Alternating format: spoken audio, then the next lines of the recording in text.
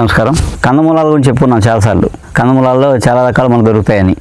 So అవి ఇప్పుడు అంతరించిపోతున్నాయి, చాలా అరుదుగా ఉన్నాయి, అవి మనం పెంచబోతున్నాం అని చెప్పాం. అందులో క్షీర విదారి అంటే పాలగుమ్మడు అని పెద్ద దుంప చూపించి మీకు చెప్పాను. ముసలితనం రాకుండా చేస్తుంది, రిజ్యూనేషను, ఇలాగా ఆ దుంప తింటే ఆరోగ్యం, మంచి సంతానోత్పత్తికి పనిచేస్తుందని చెప్పాం. అయితే మనం అది ఎక్కడో ఒకటి కలెక్ట్ చేసాం.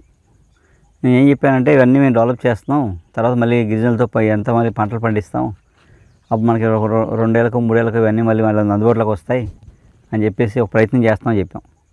అలా మీకు చూపించిన దుంపని 3 నెలల క్రితం చూపించాను నేను. అది ఇప్పుడు ఇక్కడ దాన్ని అప్పుడు పాతడం వల్ల ఏమైంది, ఇదంతా చూసారు పాదు ఎంత బాగా వచ్చిందో, కింద దుంప ఉంది, అలాగే అక్కడ పాదు రెండు బతికాయి మా దగ్గర. అంటే 2 తెచ్చాం, రెండు పాదులు వచ్చేసారి. చూడండి, ఇది మామూలుగా ఏంటంటే మొక్క చూడడానికి ఎంత అందంగా ఉంది, అందంగాని ఆర్నమెంటల్ ప్లాంట్ లాగా ఆకులు, ఈ పువ్వులు, గ్రామ్ ఫోన్ లాంటి పువ్వులు, వైలెట్ కలర్ పువ్వులు, అలా అందానికి అందంగా ఉంటుంది, ఆరోగ్యానికి ఆరోగ్యం కూడా. ఇప్పుడు మేము పూలు వచ్చాయి కదా, కాయలు వస్తాయి, ఈ కాయల నుంచి గింజలు వస్తాయి. ఈ సంవత్సరం గింజలు సేకరిస్తే నెక్స్ట్ ఇయర్ ఒక 100-200 మొక్కలు వేయగలుగుతాం. అలా ఒక 2 ఏళ్ళకి మనం 2-3 ఎకరాలు వేస్తామంట. అప్పుడు మనకు నెక్స్ట్ తరానికి అందించే ప్రయత్నం ఉంటుంది. అది ఏంటంటే ఎప్పుడో 30 ఏళ్ళ క్రితం చూసిన మొక్క మళ్ళీ ఈ మధ్యకాలంలో దాన్ని బ్రతుకుని, నేను ఎప్పుడో 30 ఏళ్ళ క్రితం చూశాను ఆ మొక్కని దుంపనని. తర్వాత మళ్ళీ నేను చూడలేదు, కనపడలేదు. మళ్ళీ ఇలా పోయిన సంవత్సరం మేము మళ్ళీ వీటి కోసం తిరుగుతుంటే ఒక గిరిజనులు తెచ్చి నాకు ఇచ్చారన్నమాట. ఆ తెచ్చిన దాన్ని మనం చక్కగా ఇలా ఉంటుందని చూపించాం, దాన్ని తీసుకొచ్చి చక్కగా ఇక్కడ మనం రక్షించామన్నమాట. సో దీని నుంచి మనకి మళ్ళీ అంతరించిపోయే మొక్కల్ని అభివృద్ధి చేయడం అంటే ఇది ఎంత కష్టం ఉంటుంది వెనకాల. అలా మనం ఇక్కడ దాదాపు ఒక 200 రకాల దాకా మనం ఇక్కడ సేకరించి ఇక్కడ ఒక మదర్ ఫారెస్ట్ డెవలప్ చేస్తున్నాం, మెడిసినల్ అండ్ ఫుడ్ ఫారెస్ట్ని డెవలప్ చేస్తున్నాం. సో దీని నుంచి విత్తనాలు తీసుకుని నెక్స్ట్ ఎకరాలు వేసి అందరికీ అందుబాటులో తీసుకోవడం కోసం చేసే ఒక ప్రయత్నం ఇది.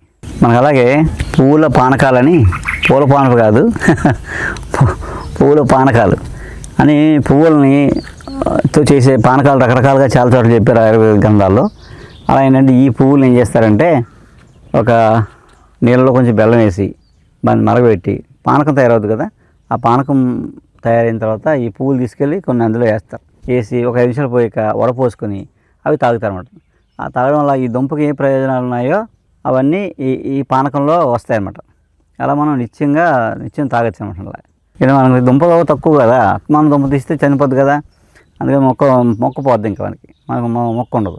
అందుకని పువ్వుల్ని మనం అలా వాడుకోవచ్చు అన్నమాట. నేలగొండవి క్షీర విధారి పువ్వుల్ని పూల పానకంగా చేసుకుని తాగొచ్చు అన్నమాట. చెట్టు పాడవకుండా మనకి ఆ దుంపను తీసేసి కట్ చేయకుండా మనం చెట్టు ఉంటుంది, కానీ దాని ఉపయోగాలు మనం తీసుకోవచ్చు. అందుకని పూల పానకం బెల్లం ఒక లీటర్ నీళ్ళలో, ఒక 1/2 లీటర్ నీళ్ళలో 100 ml బెల్లం వేసి బాగా మరగబెట్టి పానకంలో తయారవుద్ది. మరుగుతున్నప్పుడు ఈ పువ్వులు తీసుకెళ్ళి ఆ పానకంలో వేయాలన్నమాట. వేసి ఒక 5 నిమిషాల తర్వాత వడపోసుకొని తాగితే ఈ మొక్కలో దుంపలో ఏవైతే ఔషధ ఉన్నాయో అవన్నీ పానకంలోకి వస్తాయి. అవి తాగడం వల్ల మనకి ముసలితనం రాదు, మంచి బలం, నెర్వ్ స్ట్రెంగ్త్ అన్నీ క్షీరవిధారికి ఏవైతే ఉపయోగాలు ఉన్నాయో, ఏవైతే ఔషధాలు ఉన్నాయో అవన్నీ పానకంలోకి వస్తాయి. అలా మనం పూల పానకాలు కూడా మనం తాగొచ్చు. ఆయుర్వేదంలో అక్కడక్కడ వీటి గురించి రాశారన్నమాట. మామూలుగా మనకి బాదం తెలుసు, బాదంలో చాలా రకాలు ఉంటాయి, రకరకాల బాదం.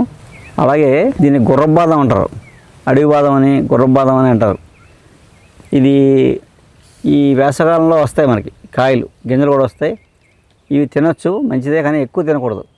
అంటే ఎక్కువ తింటే మళ్ళీ హాని చేసే గుణాలు ఉన్నాయి దానికి. అందుకని ఏంటంటే తక్కువ తినొచ్చు. సంవత్సరానికి ఒకసారి మనం ఈ సీజన్లో తీసుకుని ఈ మామూలుగా ఏంటి ఎలా తినాలంటే కాల్చి తింటే మనకి జీడిపప్పుని వేసిన పప్పు ఎందుకు పనిచేయదు, అంత రుచిగా ఉంటాయి అన్నమాట.